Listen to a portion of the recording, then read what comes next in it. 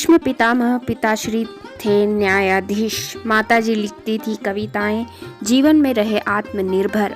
एक दिव्यांग ठेले वाले की मेहनत से हुए प्रभावित, लिखी ठेले पर कविता और लिखा अनोखा ठेला काव्य संग्रह। महाकवि नीरज के रहे प्रशंसक। 1974 से आए कंप्यूटर क्षेत्र में जुड़े वेब दुनिया से। घर में बने दादा और साहित्यिक क्षेत्र में सम्मानित नाम मिला दद्दू का। ये प्रेरक बातें बताई ख्यातनाम कवि लेखक महेंद्र कुमार सांघी दद्दू ने। महेंद्र जी वर्ल्ड एक्सप्रेस के प्रधान संपादक राजकुमार हंस से चर्चा कर रहे थे। इस दिलचस्प वैचारिक मुलाकात का ब्यौरा इस प्रकार है। वर्ल्ड एक्सप्रेस चैनल में समस्त दर्शकों का हम हार्दिक अभिनंदन करते हैं। जैसे कि हम आपको मिलवाते आ रहे हैं देश विदेश की महान हस्तियों से। अहिल्या नगरी में भी साहित्यकारों की कोई कमी नहीं है, कलाकारों की कमी नहीं है। हमारा इंदौर पूरी दुनिया में एक तरह से नाम आरोपित कर रहा है कला के क्षेत्र में। आज हम लेने जा रहे हैं खास मुलाकात महेंद्र कुमार सांघी जी से, जो फोटोग्राफी में काफ़ी दिलचस्पी रखते हैं। कविता में आपकी काफ़ी अभिरुचि है। आपका एक काव्य संग्रह ठेला है जो कि बहुत ही ज़्यादा प्रशंसित हो रहा है, और हम यह सोचते हैं कि भारत में एकमात्र यह काव्य संग्रह है जिसका नाम है ठेला। और ठेले पर काव्य संग्रह प्रकाशित करके बहुत अच्छा कार्य किया है आपने। हम दिल से आपको बधाई देना चाहेंगे। शंख में समुद्र कांतिलाल ठाकरे जी का साहित्य भेंट करके आज के साक्षात्कार का शुभारंभ कर रहे हैं।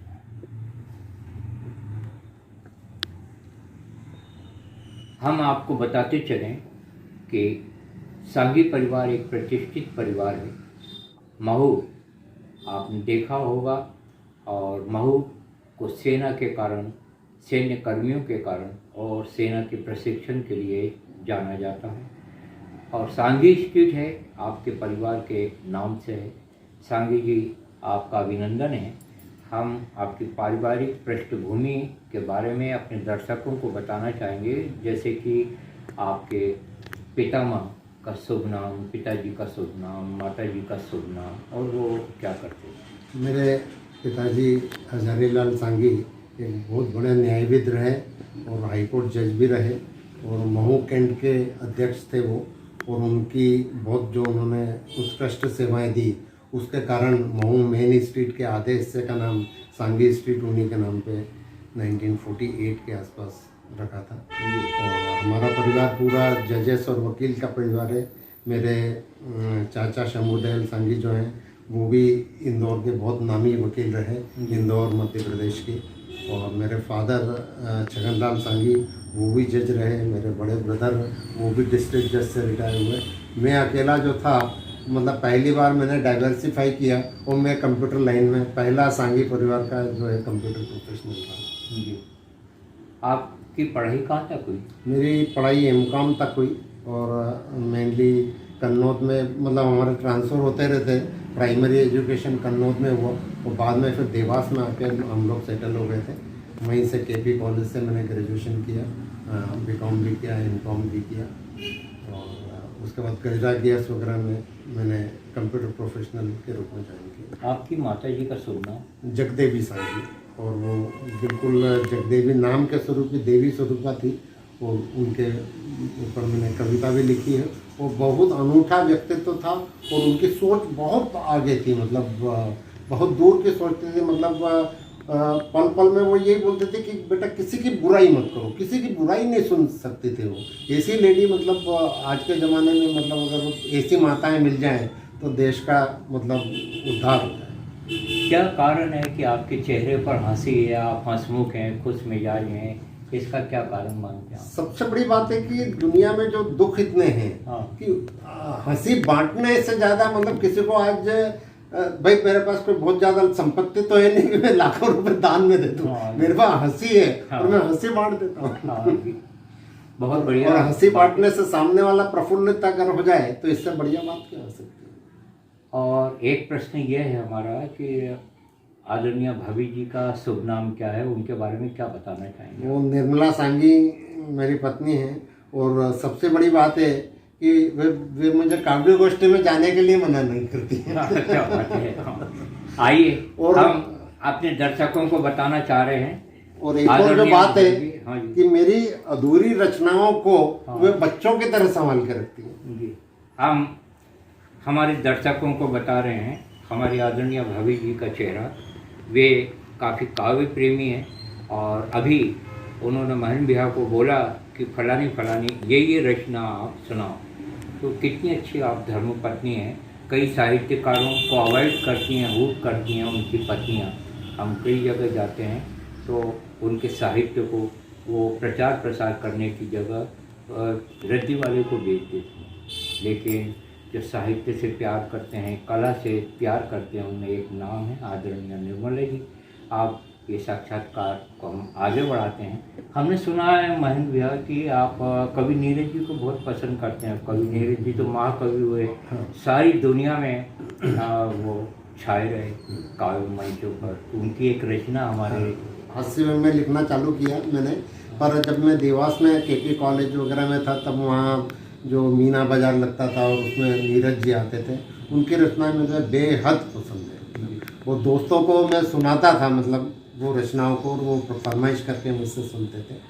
उनकी एक रचना थी, माखन चोरी कर तूने भोज तो कम कर दिया ग्वालिन का, लेकिन मेरे श्याम बता रीति गागर का क्या होगा। युग युग चली उमर की मतनी, तब झलकी घटन में चिकनाई। एक कंकरी जाने किस दिश से आकर लूट ले गई जन्म जन्म की सकल कमाई। स्वागत है आपका। कवि नीरज जी ने खूब लिखा, अच्छा लिखा। जब वो लंदन गए थे तो मैंने उनका इंटरव्यू लिया था और पूछा था कि दुनिया में आपको कौन सा कवि अच्छा लगता है। तो नीरज जी का कहना था, मुझे सारी दुनिया में कवि तुलसीदास जी अच्छे लगते हैं, जिन्होंने बहुत अच्छा लिखा है। ऐसे महाकवि नीरज जी का आज हम पुनीत स्मरण करते हैं और इस कालजयी कवि की रचनाएं हूबहू उनकी आवाज़ में सुनाने वाले महेंद्र कुमार जी भी बधाई के पात्र हैं। हम आपसे ये जानना चाह रहे थे कि आप ठेला काव्य संग्रह आपने लिखा, इसकी प्रेरणा कैसे प्राप्त हुई? ये बहुत इंटरेस्टिंग कहानी है इसके पीछे। देवास में जब हम रहते थे, हमारी एक हमने चाय की दुकान खोली थी, चाय और लॉटरी टिकट की, और लूज बिस्किट्स आते थे। उसका आर्या कन्फेक्शनरी था, जिनके की मतलब जो मालिक अभी कल की न्यूज़ थी कि वो उनका देहांत हुआ है। तो वहाँ पे एक हफीज करके ठेले वाला था जो विकलांग था, एक हाथ से, मतलब यहाँ से उसका हाथ कटा हुआ था, मगर इतना ताकतवर कि मतलब पूरे बक्से के बक्से चाय वगैरह के उठा लेता था। और वहाँ पे स्टैंडर्ड मेले 2-2, 3-3, 4-4 किलोमीटर वो लेके जाता था। तभी मेरे मन में मतलब एक आया था और मैंने उस पर ठेला नाम से कविता लिखी। ये 95-96 में लिखी थी, शुरुआती दिनों में। और तभी से मेरा मन में हो गया था, तय कर लिया था कि मेरा काव्य संकलन का नाम ठेला ही होगा। और ठेला काफ़ी सराही गई और कई मंचों पे मैंने पढ़ी। एक प्रश्न आपसे ये है कि आप वेब दुनिया से भी जुड़े हुए हैं। वेब दुनिया जो है एक बहुत अच्छा पोर्टल है, उसके बारे में हमारे दर्शकों को क्या बताना चाहिए? मैंने विनय छजलानी जो वेब दुनिया सूवी इंफॉर्मेशन के नाम से उनकी आईटी कंपनी थी, उनका सपना था, उन्होंने 97 में ही तय सोच लिया था कि जब भारत में इंटरनेट आएगा तो उसे रीजनल लैंग्वेजेस की ज़रूरत पड़ेगी। तब सिर्फ इंटरनेट इंग्लिश में था। उन्होंने हिंदी में R&D चालू करी 98 में, 1998 में R&D करी। और 2000 में उन्होंने वेब दुनिया की स्थापना की, जो वर्ल्ड का पहला हिंदी पोर्टल था। तो मैं शुक्रगुजार हूँ और मेरा भाग्य था कि मैं उसका शुरुआती डेवलपमेंट में हिस्सा रहा। और वेब दुनिया में फिर मेरे एक दद्दू के दरबार के नाम से कॉलम भी मेरे को मिला, जिसमें कि रीडर्स फनी प्रश्न पूछते हैं और उसमें प्रश्न पूछते हैं और मैं फ़नी आंसर देता हूँ उसके। जैसे कि एक प्रश्न था कि दद्दू स्त्रियां अधिक रोती हैं उनका रुमाल छोटा होता है और पुरुष कम रोते हैं उनका रुमाल बड़ा क्यों होता है। मेरा जवाब था, मेरे अपने जवाब में मैं एक संदेश भी देने की कोशिश करता हूँ। मेरा जवाब था कि बंधु, रुमाल एक दूसरे के आंसू पोंछने के लिए होता है। क्या बात ये दद्दू का दरबार कॉलम वेब दुनिया में अभी भी चल रहा है। और वेब दुनिया फिर काफ़ी 8-9 लैंग्वेजेस में पोर्टल चल रहा है। कंप्यूटर क्षेत्र में भी से भी आप जुड़े हुए हैं, तो विद्यार्थियों को आप क्या संदेश देना चाहेंगे कि उनको कंप्यूटर लाइन में आना चाहिए, और क्या संदेश रहेगा? कंप्यूटर लाइन तो अब मतलब बहुत रिच हो गई है। मतलब सबसे ज़्यादा पैकेज आज कंप्यूटर में ही मिलते हैं। मैंने जब चालू किया था 1984 में, नहीं सॉरी 74 में, तब पंच कार्ड सिस्टम होता था। और पंच कार्ड सिस्टम में कंट्रोल कंप्यूटर को वायरिंग से इंस्ट्रक्शन देते, तब से मतलब हम चला रहे हैं उसे। फिर मैंने 8 साल तक माखनलाल चतुर्वेदी यूनिवर्सिटी का रजिस्टर्ड स्टडी सेंटर भी चलाया, और उसके बाद विनय छजलानी को ज्वाइन किया। और अब तो कंप्यूटर क्या part and parcel of life हो गया। अब तो बच्चों के स्कूल में मतलब जो नर्सरी क्लास के और जो फर्स्ट सेकंड थर्ड स्टूडेंट है वो कंप्यूटर जानने लग गए हैं। और 6ठी 7वीं आते तो वो दादा दादी को मोबाइल चलाना और सिखा देते हैं। तो कंप्यूटर तो बहुत अच्छी चीज़ है। मतलब आप किसी कंप्यूटर प्रोफेशनल ना बने तो भी कंप्यूटर पे अगर आपका अधिकार है तो आप अपने क्षेत्र में सफल हो सकते हैं। महेंद्र कुमार सांगी जी ने काफ़ी अच्छी कविता लिखी है। जैसे आपने मुक्तिधाम पर भी कविता लिखी, माँ पर भी लिखी। हमारे दर्शकों को आपकी कुछ चुनिंदा कविता सुनाकर अनुग्रहित करें। आपका स्वागत है। मैं 4 पंक्तियों के लिए काफ़ी जाना जाता हूँ। तो 4 पंक्तियों से ही अपनी शुरुआत करता हूँ कि जब जब सूरज ने इस धरती को बेहद तपाया है, जब जब सूरज ने इस धरती को बेइंतहा तपाया है, मुझे शहर में काटा गया एक एक पेड़ याद आया। वाह वाह वाह, क्या बात। हास्य में भी लिखता हूँ मैं। क्या चढ़ती उम्र का महेंद्र बस एक ही है तकाजा। चढ़ती उम्र का महेंद्र बस एक ही है तकाजा। सिर के बाल चाहे कम हो मगर इम्यूनिटी हो जाता। वाह वाह वाह, क्या बात है।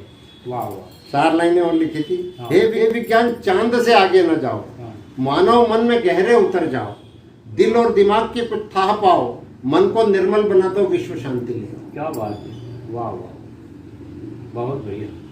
मैंने अपनी माताजी का जिक्र किया था जी। अपने ठेला किताब को उन्हीं के साथ समर्पित करते हुए मैंने रचना लिखी है। आरजुएं इस दिल ने बेइंतहा पाली थी, पूरी हुई वही जिनमें माँ ने अपनी दुआएं डाली। क्या बात है। वाह। आखिर सच यही निकला कि माँ का दिया ही था सब कुछ झोली है। आखिर सच यही निकला कि माँ का दिया हुआ ही था सब कुछ झोली में। नाहक खुशफहमियां हमने अपनी किस्मत की पाली थी। क्या बात। वाह। जब जब निराशा के तमने मुझे आकर घेरा, जब जब निराशा के तमने आकर मेरे मन को घेरा, माँ की मुस्कुराहट के उजाले ने जीवन में नई रोशनी डाली। वाह। जिंदगी भर जोत बनकर जलता रहा था मैं, जिंदगी भर जोत बनकर जलता रहा था मैं। दिए की तरह माँ की गोद ने मेरी आरजुएं संभाली थी। अंतिम पंक्तियां हैं, जब तक माँ थी तब तक निरंतर मिलते रहे आशीर्वाद। जब तक माँ थी तब तक निरंतर मिलते रहे आशीर्वाद। अब ऊपर से होते हैं डाउनलोड, मेरी माँ बहुत निराली थी। वाह वाह वाह, मेरी माँ बहुत निराली थी। क्या बात। मुख्यतः व्यंग लिखता हूँ, और व्यंग अधिकतर नेताओं पे किया जाता है, आधारित होता है। पर नेताओं को मैं मानता हूँ कि नेता लीडर होते हैं और उनके बगैर देश भी नहीं चल सकता है। मेरा मानना है कि नेताओं को अगर आप कुछ खराब समझते हैं तो खुद नेता बनकर क्यों नहीं दिखा देते। तो ये एक बात अलग है। पर व्यंग होता है, और व्यंग इसलिए लिखा जाता है कि समाज में कोई विसंगति होती है तो उस पर व्यंग लिखा जाता है। और उसका वो है कि एक आम आदमी होता है, उस विसंगति से वो आम आदमी भी परेशान होता है, और जब ये व्यंग उसके पास पहुंचता है तो उसके मन को थोड़ी ठंडक पहुंचती है। क्या बात। मतलब जब मैं व्यंग किसी के लिए लिख रहा हूँ, मेरा पाठक जब उसे पढ़ेगा तो उसके मन में जो क्षोभ है विसंगति के वो कुछ कम होगा, ये मेरा उद्देश्य होता है। क्या बात। मेरी मौत के सफर में नेताश्री थोड़ी दूर कांधा तो दे दो। क्या बात। मेरी मौत के सफर में नेताश्री थोड़ा कांधा तो दे लो, मेरी गमों की प्याली में बचा एक घूंट जहर आप भी तो पी लो। वाह। डरो नहीं, मगर एक महज एक घूंट से कोई इंसान नहीं मरता है। डरो नहीं, डरो नहीं, मगर एक घूंट से कोई इंसान मरता नहीं है। खाए पिए लोगों पर वैसे भी यह बहुत धीमे असर करता है। क्या बात। फिर आपके द्वारा उगला जहर खुद आपका क्या बिगाड़ लेगा। वाह। फिर आपके द्वारा उगला जहर खुद आपका क्या बिगाड़ लेगा। जहर से जहर का मिलाप तो अटूट गठबंधन जुगाड़ लेगा। वाह। मेरी प्याली से शेयर किया गया जहर आपको जीत के शक्कर पर पहुंचाएगा। मेरी प्याली से शेयर किया गया जहर आपको जीत के शिखर पर बिठाएगा। गरीब के साथ पीने का वायरल फोटो मेरी जात के सारे वोट आपको दिलाएगा। वाह वाह वाह, क्या बात है। वाह। एक कविता और सुनाइए आप, हमारे दर्शक चाहते हैं कि आपके काव्य पाठ को देखें और सुनें। शीर्षक है कविता का तुम बिन। अपनी पत्नी को समर्पित कर रहा हूँ इसे। क्या बात है। वाह। घर से दूर तुम जाती हो और घर मुझसे रूठ जाता है। वाह। घर से तो दूर तुम जाती हो और घर मुझसे रूठ जाता है। भोजन के समय घर लौटता हूँ तो खाली घर मुझे खाता है। वाह। तुम्हारे पल्लू की तलाश में चाबियां इधर उधर हो जाती है। तुम्हारे पल्लू की तलाश में चाबियां इधर उधर हो जाती है। मेरी नजरें भी रूठी रूठी हैं मुझसे, सामने रखी चीजें नजर नहीं आती। क्या बात है। हाँ। नींद भी मेरी रूठ गई है मुझसे, सपनों की जगह यादों का डेरा है। नींद भी मेरी रूठ गई है मुझसे, सपनों की जगह यादों का है डेरा। अब क्या बताऊं तुम्हें प्रिय, तुम बिन बुरा हाल है मेरा। क्या बात है। स्वीकार करने में कोई हाँ, क्या बात है। रूठ गई है खुशियां मुझसे जब से तुम नहीं रही करीब। रूठ गई है खुशियां तुम मुझसे जब से तुम नहीं रही करीब। लगता है अब तक की सारी खुशियां तुम्हारा ही तो थी नसीब। क्या बात है। घर का कोना कोना पूछता है मुझसे कब घर लौटेगी हमारी मालकिन। कोना कोना भी परेशान ढूंढ रहा है। घर का कोना कोना पूछता है मुझसे कब घर लौटेगी हमारी मालकिन। इन रूठों को मनाने को, तुम्हें लेने को आने को मैं भी गिन रहा हूँ पल और दिन। क्या बात है। वाह वाह। सांगी जी, एक प्रश्न ये है कि आप अपने जीवन से संतुष्ट हैं? बहुत ज़्यादा जी। क्या कारण है कि आप जीवन से संतुष्ट हैं? मेरा मानना है कि जीवन में जो मिल जाए वो काफ़ी है। प्रभु के हाथ में। देखिए, मेरी फिलॉसफी है कि जो अपने बस में है वो आप अपना करिए, और जो आपके बस में नहीं है वो प्रभु पे छोड़ दीजिए। प्रभु के आगे शांतपत नहीं चलती। आप जो आपके बस में नहीं है, अगर उससे आप असंतुष्टि पालोगे तो क्या कर लोगे। प्रभु की इच्छा सर्वोपरि है। प्रभु के आगे शांतपति नहीं चलती। जो प्रभु ने करा है वो उसके सामने होगा। और जितना अपने बस में अपन करो ना, अपने कौन मना कर रहा है। आपने जो प्रयास किए, जितने आप कमा सकते हो, जितना आप खुशी पा सकते हो, वो खुशी आप रहिए। और खुश रहने में क्या है, खुशी का क्या है मतलब, किसी बच्चे को चॉकलेट दे दो उससे मिल जाती है। हाँ। किसी पक्षी को दाना मिल जाता है उसको खुशी मिल जाती है। खुशियाँ तो बिखरी पड़ी हैं बिल्कुल। आप ढूंढने की एक तरीके। आप जो दुख है अगर उसको आमंत्रित करोगे तो दुख आ जाएगा। आप आमंत्रण दो ही मत लो उसे। आप तो खुशी ढूंढो और खुशियाँ बिखरी पड़ी हैं। बहुत अच्छा आपका। जब एक ठेले वाला ठेले सरकार के अगर खुश रह सकता है तो मैं खुश क्यों नहीं रह सकता। मेरे पास तो उससे बहुत ज्यादा है। वाह वाह वाह, क्या बात। उम्र कितनी आपकी? मेरी 70 वर्षीय महेंद्र कुमार जी अपनी मस्ती में मस्त रहने वाले व्यक्ति हैं। एक प्रश्न हम आपसे और कर रहे हैं, योगा भी करते हैं आप? योगा क्या है कि योगा का बहुत ज़्यादा फैशन चल रहा है कि योगा करो योगा करो योगा करो। हाँ। मेरे मित्र डॉक्टर टोंगिया हैं, फैमिली फ्रेंड भी हैं, अच्छे दोस्त हैं। उनका वही कहना है कि सब एक स्ट्रेचिंग वगैरह काफ़ी होती है। योगा आपको करना है तो आपको योगा एक्सपर्ट अगर आपको बनना है, एथलीट बनना है, या तब करिए आप उसे योगा। तो योगा को फैशन के रूप में नहीं अपनाना चाहिए। आपके शरीर की ज़रूरत अलग अलग होती है। मेरी शरीर की जितनी ज़रूरत है उतनी स्ट्रेचिंग मैं कर लेता हूँ। हफ्ते में 3 दिन कर लेता हूँ, 4 दिन कर लेता हूँ, वॉकिंग कर लेता हूँ। वॉकिंग करने से ज़्यादा अच्छा होता है। पर ये नहीं कि सब बिल्कुल आपको देखा है तो बिल्कुल दिखाने के लिए कि नहीं साहब मैं तो रोज 1 घंटा करता हूँ। कोई शेड्यूल नहीं है। जब इच्छा होती है तब कर लेता हूँ, जब इच्छा होती है नहीं करता। आपसे ये पूछा जाए महेंद्र कुमार जी कि आपकी अंतिम इच्छा क्या है, तो क्या बताना चाहेंगे? अंतिम इच्छा तो मेरी माँ जो चाहती थी वही। क्या चाहती थी? वो बोलते थे कि चटका की चाल दीजो, पटका की मौत दीजो। हाँ, मतलब जब तक जीवन में रहो चटक मतलब तेज तेज चलती रहो और पटका की मौत, मतलब अचानक मौत आ जाए।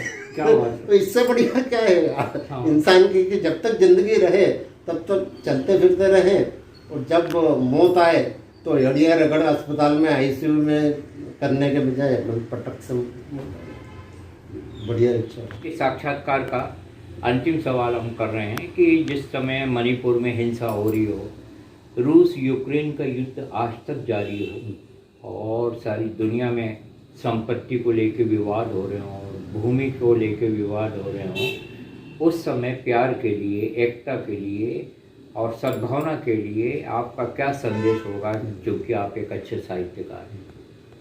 देखिए, ये थोड़ा सा बड़ा विकट प्रश्न है।